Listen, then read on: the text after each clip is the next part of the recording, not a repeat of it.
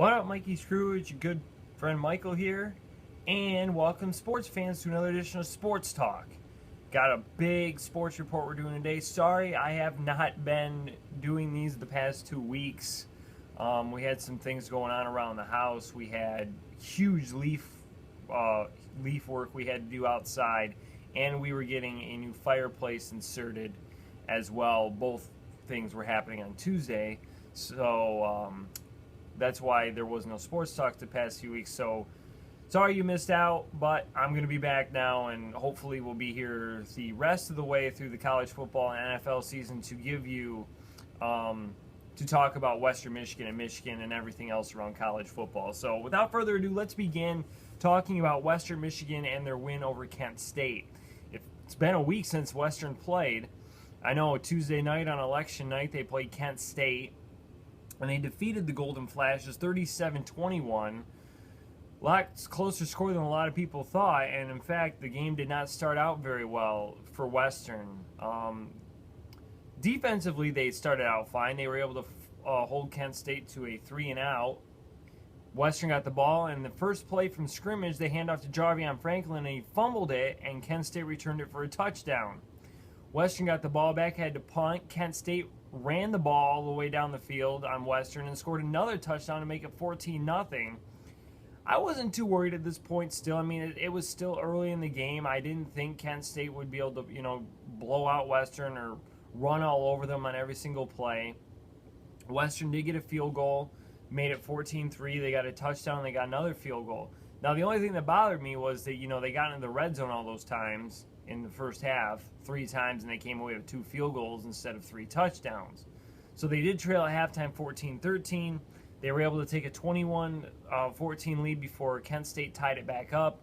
But then Western Michigan was able to force a safety to make it 23-21, and then Western scored 2 more touchdowns to end the game and put it out of reach and defeat them 37-21. It was a pretty miserable night weather-wise down at Kent State. It was rainy, so the quarterbacks did not have good passing days. In fact, Zach Terrell only threw the ball 13 times, only completed it 6 times for 83 yards. So both teams were using their running attack. Jarvion Franklin had 31 carries for 134 yards and a touchdown. Fabian Johnson, 19 carries, 125 yards and a touchdown. And to see Fabian Johnson get that many carries was kind of surprising. Usually he's the third down blocking back, but now after seeing a game like this, they may go to him more often. They have been going to Devon Tucker. He had 5 carries for 16 yards and a touchdown. They've been going to him really as the backup with Jamari Bogan being injured, but they might go to Fabian Johnson instead. He's not the biggest back in the world. But he definitely had some speed out there. His longest run was a 22-yard run. And Zach Terrell had 8 carries for 39 yards and a touchdown. Kent State passing-wise wasn't any better. 9 of 21 for 75 yards and 1 interception. That one interception, it looked like the quarterback threw it almost straight up in the air. I'm pretty sure the ball slipped out of his hands. Western picked it off and was able to return that and get some points out of it. Not on the return, but they were able to get some points on it. But the quarterback, Holly, 22 carries, 141 yards, and a touchdown. And on the evening, Kent State had 220 total rushing yards to Western's 329. Michael Henry was the leading receiver. He had 4 receptions for 48 yards on the day. Corey Davis only had 1 reception, and that was for 18 yards. So it was a pretty sloppy game, really. I mean, Western, ran the ball.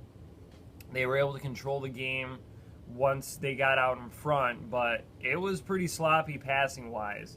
So that's why, it was a little closer than what we all thought it was going to be. So Western was 11 of 17 on third down. They got 26 first downs to Kent State's 17, who was 5 of 11 on third down. Kent State went for it twice on fourth down, did not convert either time. Western had 412 total yards to Kent State's 293. So Kent State, even though they had 220 rushing yards, they only ended up at 293 total yards. Western controlled the time of possession, 35 minutes, 23 seconds. They had the ball to Kent State's 24 minutes, 37 seconds. And both teams ended up with the turnover. So that's how the game went against Kent State. I know it feels like it was so long ago now. And now they're getting ready for Buffalo. Buffalo's going to be coming to town this Saturday. And if those of you who do not know, ESPN College Game Day will be on Western Michigan's campus this Saturday. First time they're ever visiting Kalamazoo. Second time they're ever visiting a MAC school. The other time was in 2003 when Bowling Green took on undefeated Northern Illinois. And at the end of the day, Bowling Green knocked off Northern Illinois. P.J. Fleck happened to be wide receiver for Northern Illinois. He was on the team that year, so that's a pretty interesting fact there. So he's been a part of both college game days. I plan on getting there pretty early, by the way, just to let you know, on Saturday. We'll see if we can film some footage. Apparently, I was reading something, maybe cameras are not allowed in the pit area, which is where I would like to be, up close to the stage. So if for some reason I can't film, it could be due to copyright issues. I'll probably just end up taking some pictures and posting those to my social media accounts. But definitely at the game we'll get some footage against Buffalo, which Western is a heavy favorite. They're like 34.5-point favorite over Buffalo. And we'll preview that game coming up, but we'll run down the rest of the Mid-American Conference scoreboard first. So I plan on getting there pretty early, like I said. Probably like 5:30 in the morning. Gates open at about 6, maybe 7 o'clock, depending on how many people I guess are lined up. So it's going to be a fantastic time. I can't wait. I don't care if the weather's going to be miserable or not, because this is like a one-time opportunity of game day coming. And people I know are saying, well, why didn't you come to the next game against Toledo? That one matters more. Or why would you go to Kalamazoo? Why would you, a lot of people are saying, Big 12's got a big game this weekend between West Virginia and Oklahoma, a top 10 matchup where Colorado's playing in a big game in the Pac-12. Well, Western's one of 2 undefeated teams remaining in the country. Now the other one is Alabama. The Big 12, I'm going to say it right now, they have no shot at a college football playoff. So, unfortunately, their game against Oklahoma's game against West Virginia doesn't really matter. Basically, every team in front of Oklahoma would have to lose twice, probably, for Oklahoma to even have a shot at the playoff. I mean, just look, they lost to Houston and Ohio State. They got blown out both games. It's like they can't compete against some better schools, it seems. And for the Big 12 for the Pac-12 matchup, they had. I think maybe if Washington had won, maybe they would have went out there, to that game for Colorado. I think Colorado's taking on Washington State or something like that, and the Pac-12 would have still been relevant, whereas now it might not be as relevant. And people, and to address the other thing about the Toledo game, that game is on a Friday, and I don't know if game day would be doing Friday or Saturday. I think they would only be doing Saturday, so that's why they're coming here this week, because it's the last chance they really have to do it. So thank goodness Western does not have a weekday game this week. So running down the rest of the Mid-American Conference scoreboard, Eastern Michigan fell behind Ball State 21-3. But was able to come back and win 48-41. That makes Eastern Michigan bowl eligible. And they haven't been to a bowl game since 88 was the last time they were to a bowl game. And I think it's the first time since 95 they've been bowl eligible. So we'll see if the Eagles can get into a bowl game. Bowling Green defeated Akron 38-28. That stops Akron from becoming bowl eligible, at least this week. They have to win their final game to do that. They don't play this week. They play Ohio the next week. So they're going to have to beat the MAC East leader to do that. Toledo took down Northern Illinois, came back and beat them 31-24.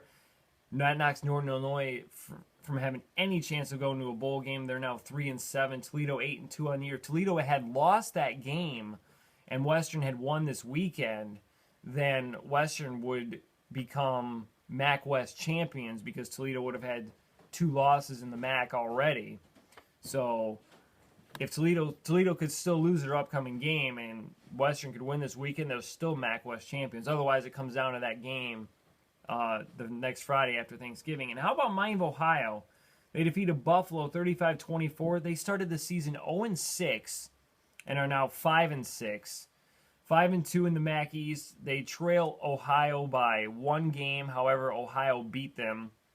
So if Miami, Ohio wants to go to the MAC title game, they have to hope for Ohio to lose their last 2 games against Central Michigan and Akron It is possible. They're going to Central. Central's a decent team. They could beat them. And Akron might be fighting for, they're fighting for their bowl lives. Might be able to beat Ohio as well. We'll have to see.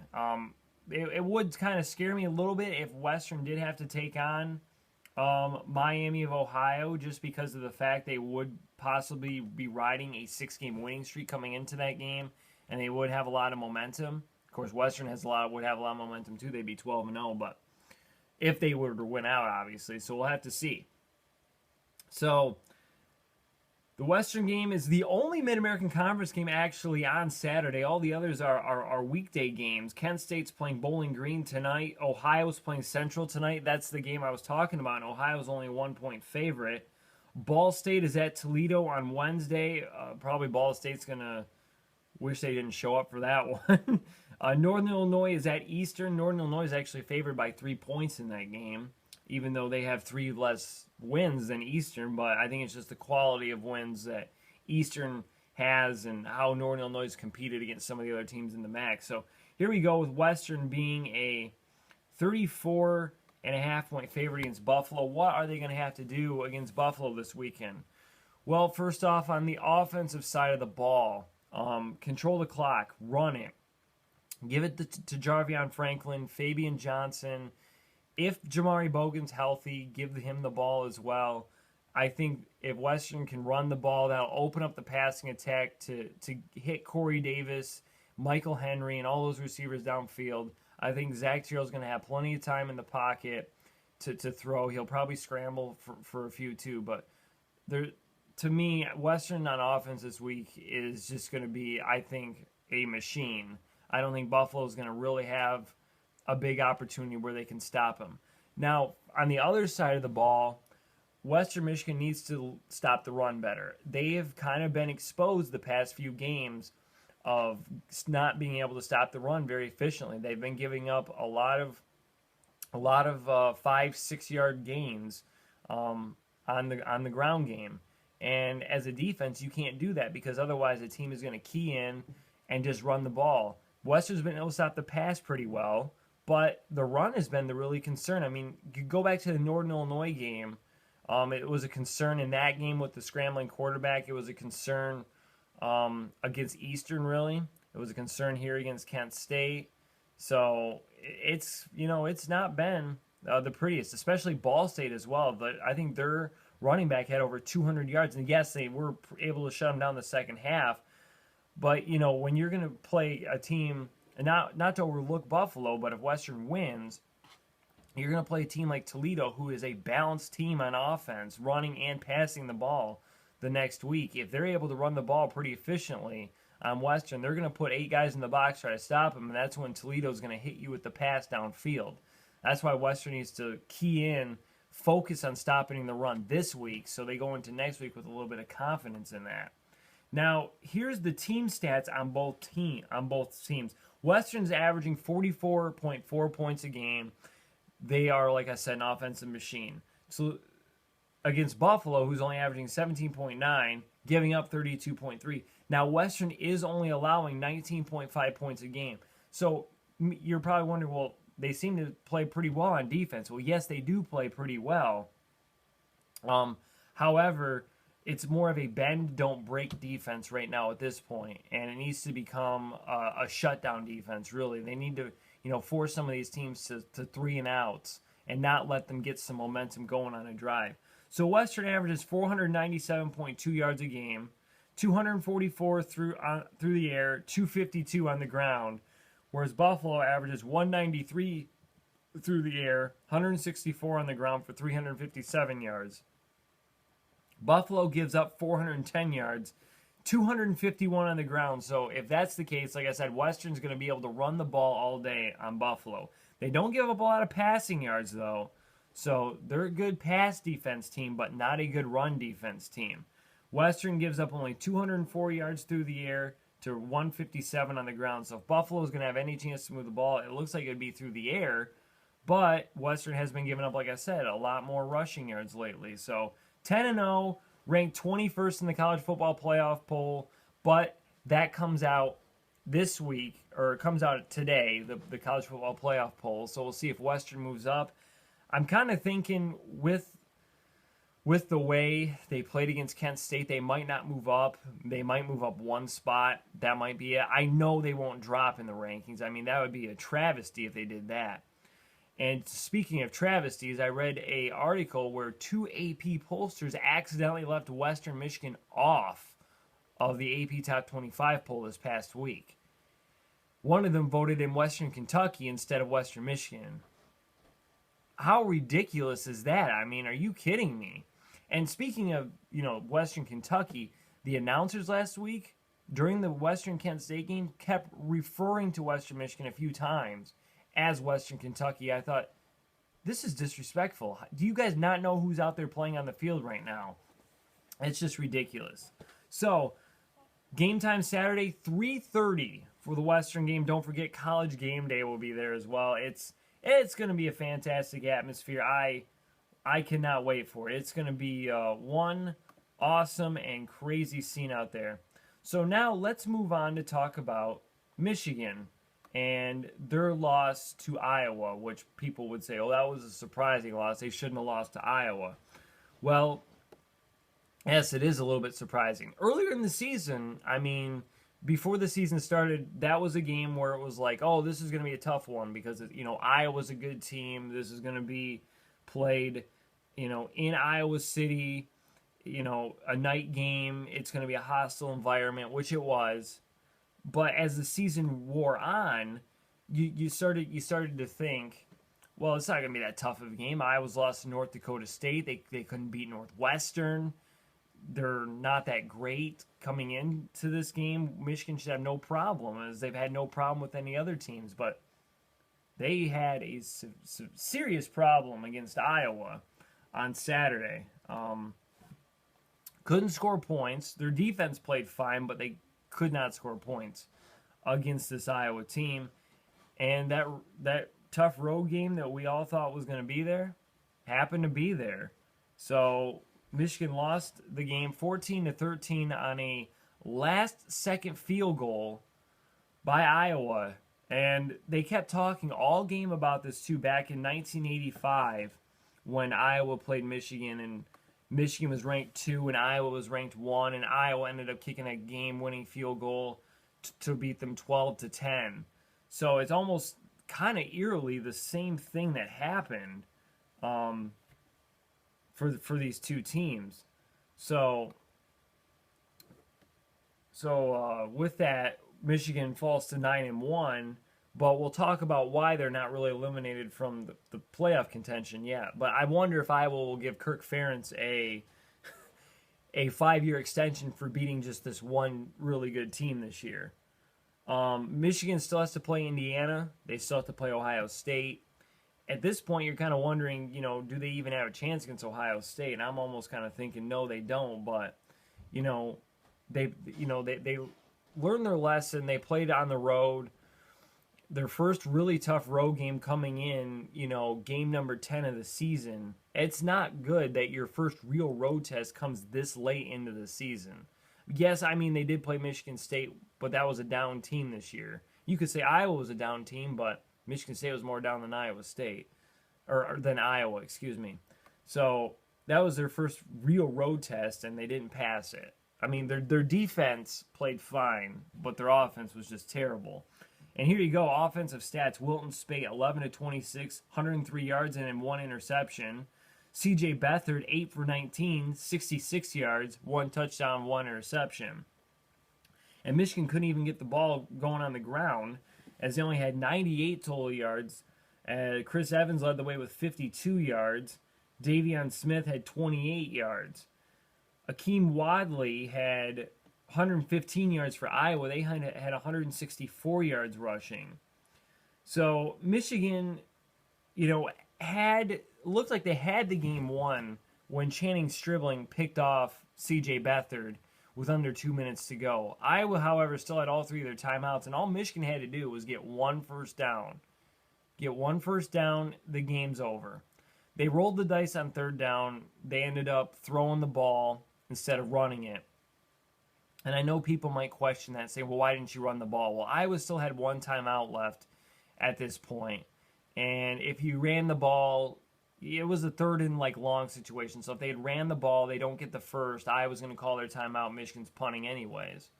So and then the timeout really didn't even factor in. At this, once we get talking, it really didn't factor in because if you pass it there, you get the first down. Iowa still has the one timeout, but the game's over at that point because the clock's going to run out anyways. Once you start taking the knee, Iowa will call their timeout, but then you can take a knee 2 other plays, and the play clock is going to run down. And either there's going to be very little time or no time left on the clock at that point. Now, I want to go back to the Western Michigan Northwestern game. It was kind of a similar situation. Western had forced a turnover of Northwestern late in the game. Western, needed to basically get 1 first down to win the game, and they ended up. And Northwestern still had 2 timeouts left, and on a third down play, Western Michigan, instead of running the ball, passed it and got a first down. So if they had just been conservative and ran the ball, Northwestern would have got the ball back and had a chance to come down to kick a game-winning field goal because Western was only up 1 point. Western still needed to get 1 more first down after that, but there would have been 40 seconds left on the clock if they really didn't get the first down. But they needed to at least get 1 first down to make it almost impossible for Northwestern to win. So it's kind of the similar situation that Michigan was facing against Iowa. So I can understand throwing it.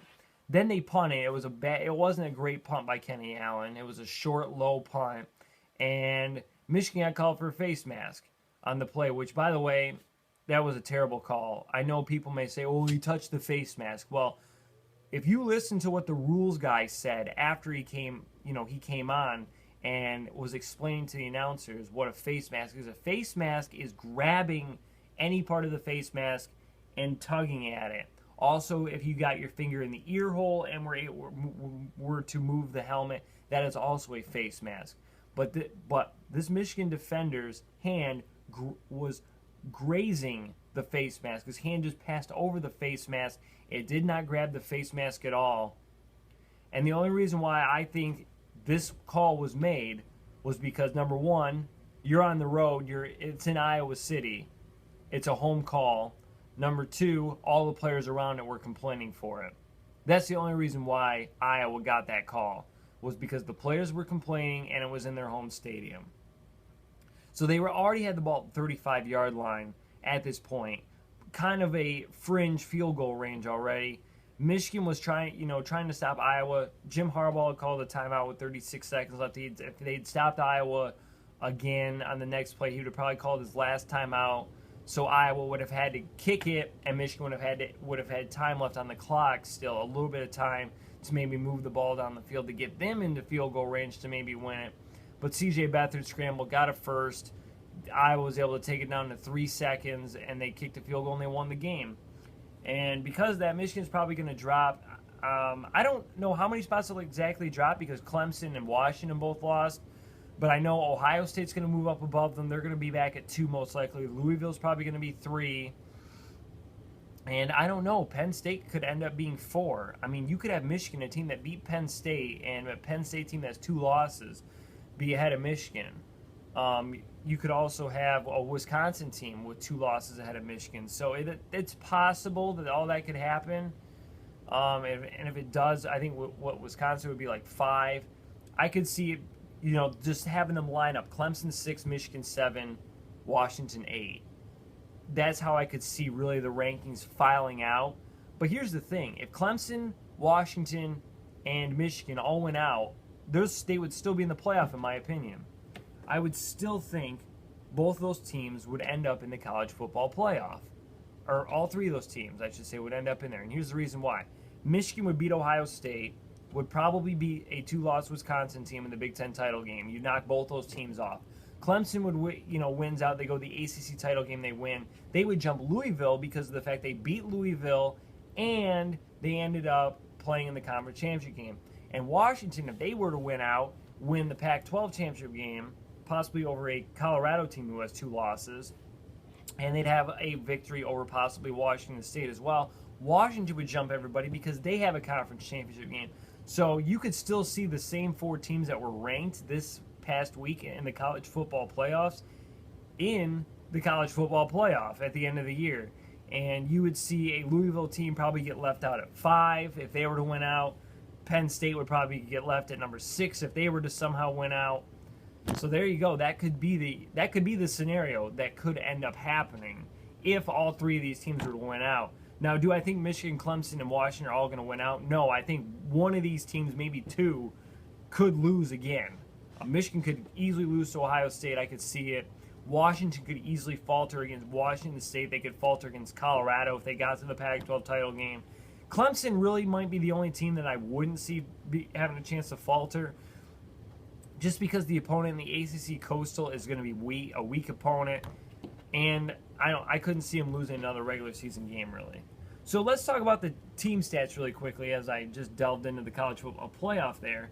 Iowa had 17 first downs to Michigan's 14, 230 total yards for Iowa in the game to Michigan's 201. Iowa did control the clock more, 32 minutes, 45 seconds to Michigan's 27-15. Michigan had 2 turnovers to Iowa's 1. So none of that was good at all. So let's now run down the Big Ten scoreboard from this past weekend. It's coming up here in just a minute, so you'll have to forgive me for that. Computer's acting a little slow this morning. So just, to harken back on the college football playoff, I think those are what the rankings are going to be coming into this week. Ohio State 2, Louisville 3, and followed by 4, I think Penn State, Wisconsin 5. I think you have to, in my opinion, I think you have to drop Michigan, Clemson, Washington all back. I know that means putting a 2-loss Penn State team and a 2-loss Wisconsin team in front of these 1-loss teams. I know that means you would be doing that, but like I just said, these 3 teams that lost still have a chance to go to their conference championship game and win out and still prove that they can get in the college football playoff. I think it'd be tough for Louisville to get in just because of the fact they're not going to be in a title game. They're not going to be in the conference title game. Same thing with, Penn State would have a chance if Ohio State were to beat Michigan. Penn State would actually get to go to their title game, so the Big Ten title game, so they would have a chance. And I think if Ohio State did win out, I think they get in just because it's Ohio State and they have that 1 loss and have more quality wins than, say, what Louisville would. So let's go down the rest of the Big Ten scoreboard now. Ohio State defeated Maryland 62-3. Wisconsin over Illinois 48-3. Penn State, they did have to come back to beat Indiana. They beat them 45-31. Nebraska scores a late touchdown, defeats Minnesota 24-17. Michigan State gets their first Big Ten win of the year. They defeat Rutgers, shutting them out 49-0. And Northwestern came back to defeat Purdue 45-17. They did trail 10-7 in that game. So Northwestern now 5-5. They need one more win, and they will be bowl eligible. I forgot to mention, too, that Wilton Speight will most likely be out of this Saturday's game against Indiana. John O'Korn most likely to get the start. Speight appeared to injure his non-throwing shoulder last Saturday. So that's not good news for Michigan, but I hate to say it's just Indiana, but Indiana almost beat Michigan last year, and, playing a backup quarterback for the first time of the year could maybe hurt Michigan in some way. We'll have to see about that if it does. Let's run down more scores from this past week. How about Duke? They defeat number 17 North Carolina, beating them 28-27. They keep their bowl hopes alive. They have to win their last 2 to become bowl eligible. Alabama, man, they just continue to run through opponents. They defeat Mississippi State 51-3. Is that really a surprise? Not really. Pittsburgh, here's Clemson's loss. Game-winning field goal with 6 seconds left to defeat Clemson 43-42. Washington falls from the unbeaten ranks as they fell to USC 26-13. Here's the thing, USC, 3 losses on the year. How high do you rank them in the college football playoff? And that's a good question. This is a lot different USC team than earlier in the year, and they're going to have to the college football playoff committee is going to be really sweating it out, I think, over USC. Where do you rank a 3-loss USC team? They'll definitely be the highest 3-loss team, but where do you rank them? That's just the question. How about Louisville? Trailed 12-10 heading into the fourth quarter against Wake Forest. They defeated them 44-12. Now, Louisville hasn't been impressive in every single game this year, so just saying, I mean, that score right there looks a lot more out of hand than what it really was. Ole Miss upsets Texas A&M, defeating them 29-28. Georgia upsets Auburn 13-7. So a lot of the top 10, five top 10 teams in the college football playoff lost this past weekend. Oklahoma defeats Baylor 45-24. Where does Oklahoma get ranked in the college football playoff? I still don't think they have a chance to go to the playoff unless every team in front of them really starts losing. I'd say they're ninth. I know they'll be ahead of A&M. I know they'll be ahead of Auburn after that. But that's really the highest I would think they would end up being. Would possibly be up there at 9. And I guess I think I said Penn State was going to be 4 in the rankings for the college football playoff. I really think it would be Wisconsin, not Penn State, if I did misspeak there. Colorado defeated Arizona 49-24. Oklahoma State barely beats Texas Tech. They defeat them 45-44. They escaped Texas Tech because of a missed extra point. Virginia Tech falls again. They lose to Georgia Tech 30-20. West Virginia defeats Texas 24-20. Boise State sticking right behind Western. They defeat Hawaii 52-16. Washington State was all over Cal 56-21. And I believe that's really the last really important score. Oh, how about Notre Dame? They defeat Army 44-6. Notre Dame still needs 2 wins to become bowl eligible. They got to defeat Virginia Tech, which is possible. Virginia Tech isn't playing that well. And USC, well, good luck defeating them because they're playing really well at this point of the season. And that's really it for score-wise. How about we look at some games this coming week that could end up being key factors. Not only in the college football playoff, but just some big games for this upcoming weekend. As soon as my computer loads them here. All right, we got them now. So Houston plays Louisville Thursday, and everyone was hyping this game up earlier in the season because if Louisville goes in this game undefeated, Houston goes in this game undefeated, this could be a spot in the college football playoff. Houston's not a bad team. They're still 8-2 on the year. Louisville's 9-1, but it's just not as big of a game as what it was going to be earlier in the season anymore. So that game is Thursday, 8 o'clock on ESPN. If you do want to check that one out. Ohio State's at Michigan State noon on ESPN. This could have been a big game if Michigan State was any better. Ohio State though, just they can't come into this game thinking, that they're the big best team out there. They can't get too overhyped about the game. They've got to be focused on it because Michigan State's going to come in and want to spoil Ohio State's season, and they might have the chance. Michigan State has done that to Ohio State before when they have not been the best team. Wisconsin is at Purdue. That's noon on ABC. Wisconsin should have no problem with Purdue. Then they got their showdown with Minnesota the next week, and Minnesota's going to want to win that Axe back. So watch out for that. How about 1 o'clock on SEC Network? Florida at LSU. This game was supposed to be at Florida, but you remember the hurricane that came through, and Florida had to cancel the game. Because of that, they had to go to LSU. I think LSU comes out on top in that game. I don't think Florida wins, and their shot to win the SEC East just took another big hit. And man, the SEC East is just so bad. 3-loss team could be going to the game, SEC championship game against Alabama from the looks of it. Oh, geez, that's just going to be. Just give Alabama the victory. Don't even bother. It's like, here, we'll give it to you on a plate. That's what it's gonna amount to. What Western Michigan, like I said, is at Buffalo. That game's at 3:30. That's on ESPNU. Virginia Tech is at Notre Dame, 3:30 on NBC. Possibly Notre Dame has a chance to win that game, maybe. The Indiana-Michigan game, I forgot to mention what time that is at. 3:30 on ESPN. There is no line out for that game yet.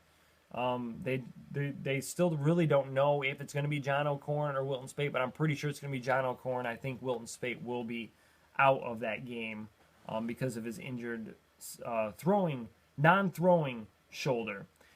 Can Wake Forest try to do what they did to Louisville last week and beat them against Clemson? We'll have to see. 7 o'clock on ESPN if you want to check that one out. Oh, Alabama has such a tough opponent this week. They're playing Chattanooga. Good luck, Chattanooga. I wish you the best. You stand no chance. 7 o'clock ESPN2. It should be close for the first 30 seconds of the game. And then after that, it will be a blowout. 7:30 on Fox. Arizona State is at Washington. We'll have to see how Washington bounces back from their loss to USC. And that's really it for the really important games for this week in college football. So we'll have to see what the college football playoff rankings are going to be after tonight. I don't think Western's moving up a whole lot. I think maybe one spot. I wish they would get more consideration since they are one of only 2 undefeated teams. I know people would say, well, who have they played this year? Yeah, the best team they probably played is Northwestern. That's probably really the best win they have. I know they beat Illinois as well, but they're not that great. But, I mean, they go on the road, they defeat 2 Big Ten teams. They defeated Georgia Southern team that isn't as great as what they have been, but it's still is a pretty dangerous team because of that triple option attack. And I know some of the teams they faced in the Mid-American haven't been that great, but I mean you can't do anything about your schedule. The best win they might have is against Toledo. If they can beat them in 2 weeks, that would be probably the best win Western would have all year. But they'll probably finish in the top 15 for the college football playoff rankings if they can win out and win the MAC title game. I wish they would have a chance for the college football playoff. I mean, they're the only undefeated team remaining, but it's just that strength of schedule. I know that's what it's all about. So let's run down the NFL scoreboard really quickly here. Baltimore defeated Cleveland 28-7. Cleveland 0-10. 0-10. Great job by Cleveland, the Cleveland Browns this year. They're on their way to 0-16, I have a feeling. Could be the second team in NFL history to ever be that. And it would be the Browns and the Lions that would be the only 0-16 teams ever. By the way, Cleveland used 3 quarterbacks in their last game. Tells you how great they've been this year. How about the Titans? They defeated Green Bay 47-25. Green Bay 4-5. Not doing too hot this year. Washington defeated Minnesota 26-20. Where's that hot start Minnesota had? It has really disappeared. Tampa Bay defeated Chicago 36-10. Kansas City defeated Carolina 20-17. Carolina fumbled the ball in the last 30 seconds. Kansas City kicked the game-winning field goal. Philadelphia over Atlanta 24-15. The Rams defeat the Jets 9-6. How about Denver defeating New Orleans 25-23? The same kind of situation that the Michigan game was. Denver forces a late turnover, gets a field goal, still leads by only 6. New Orleans drives down and scores a touchdown. I'm like, oh my gosh, here we go again. Another late turnover is forced, and you're not going to win the game because of it. Well, Denver blocks the extra point, returns it for 2. They review it. It stood. They won. Unbelievable. Just an amazing finish to that game. All of a sudden, New Orleans fans are like, yes! No. Sorry, guys. Houston defeated Jacksonville 24-21. How about Miami? They looked awful in the beginning of the season, but now they're looking pretty good. They won 31-24. Dallas and Pittsburgh was an amazing game to see. Back and forth. Dallas won 35-30. Arizona holds on to defeat San Francisco 23-20. Another great game to see. Sunday Night Football, Seattle defeats New England 31-24. New England drove the ball the 1-yard line and could not get it in to force overtime or possibly go for 2 and win. And the Giants defeat Cincinnati on Monday Night Football 21-20. Let's go over the standings now really quickly in the NFL. Now, you didn't hear the Detroit Lions score in there.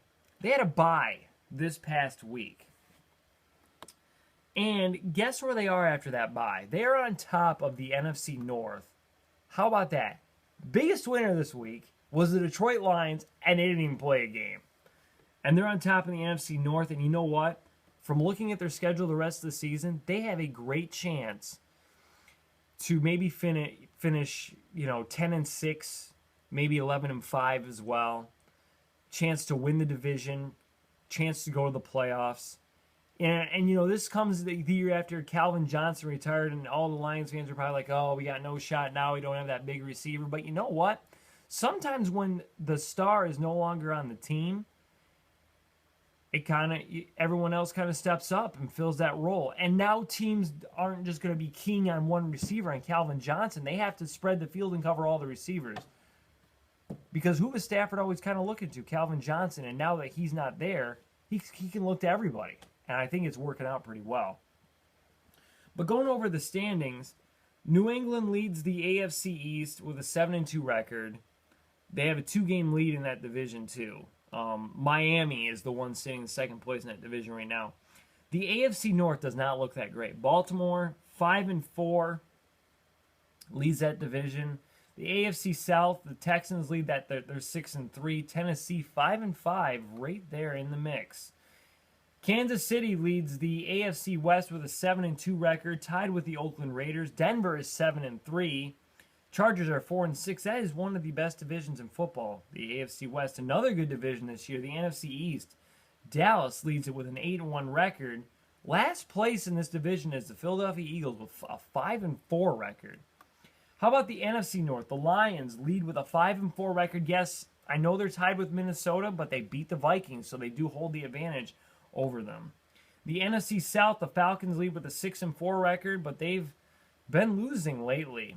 So that lead is slipping a little bit. And out in the NFC West, Seattle leads with a 6-2-1 record over the Arizona Cardinals. Now, that is the current standings. How about the playoff standings? Where's everybody fit right now 10 games through the season?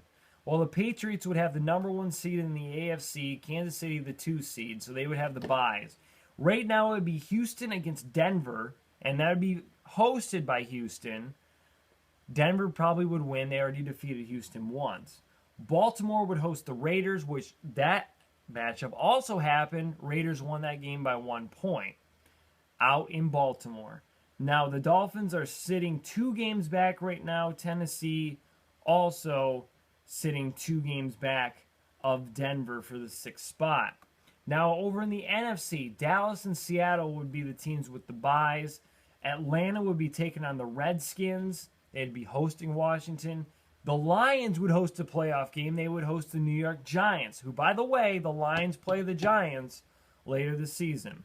So that would be the playoff standings right now. Philadelphia, them and the Vikings are actually a half game out right now. Why do I say a half game? Because Washington has a tie, 5-3-1. So they have a half game lead over the Eagles and the Vikings. So that's the current playoff standings right now. Yeah, Cleveland has no chance whatsoever. And by the way, let's just go over the Cleveland Browns schedule for the rest of the season to really see, do they have a chance to win any of their 6 remaining games on the schedule? Which, by the way, they haven't had a bye yet, if you can tell, because they've played 10 games. And other teams have only played 9. But, okay, here we go. They actually do have the bye for this coming week. It looks like. No, it's not this coming week. I'm sorry. They have it actually later in the year. But they play the Steelers. They play the Giants, the Bengals. I don't think they win any of those games. I'm sorry. They don't win those. At the Bills, road game. They probably don't win that one either. Home against the Chargers. They might have a shot to win that one. That might be the one shot they have left. And at the Steelers. So that's the Cleveland Browns. And by the way, they didn't win one game in the preseason as well. Now, that would have to be a first. Because the Lions, when they went 0-16, they won all their preseason games. So this would be a first to probably go 0-16 and lose all your preseason games. It would just be a miserable season for the Cleveland Browns. So that'll do it for this edition of Sports Talk. Thanks for tuning in. I know it's a long episode, but we had a lot to cover with college football and with talking about the NFL a little bit at the end here also. So drop a thumbs up on this video if you enjoyed it. Also, if you have any questions for me regarding any teams, post those in the comment section below. I'll be more than happy to answer those. Do a little separate episode. Wouldn't be very long. It'd just be to really answer your questions. So if you have any questions, post those in the comment section below. I'll be more than willing to do a follow-up video on this. So thank you for watching and thank you for subscribing. And if you haven't subscribed, you can subscribe to my channel for more content. Follow me on Twitter and Instagram. Links are in the description below. Until next time, this is Michael Loudon over and out. Mikey's crew, you guys are the best. Take care.